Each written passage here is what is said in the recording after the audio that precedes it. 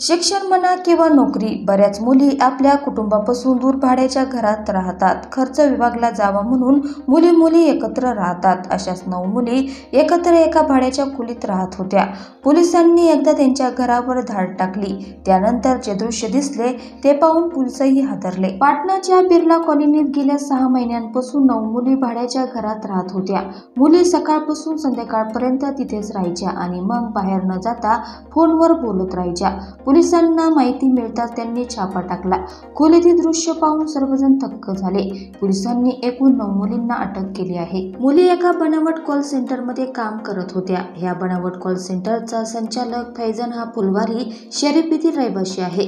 फैजानने स्वतः मुलींना त्याच्या बनावट कॉल सेंटरमध्ये कामावर ठेवलं होतं. मुलींसोबत काही तरुणही हे काम करत होते. आरोपी प्रत्येकाला दरमहा 1.5 ते 2 लाख रुपये पगार देत असे. चौकशी दरम्यान मुलींनी सांगितले की त्या कॉल सेंटर असल्याचं समजून कामावर आल्या होत्या.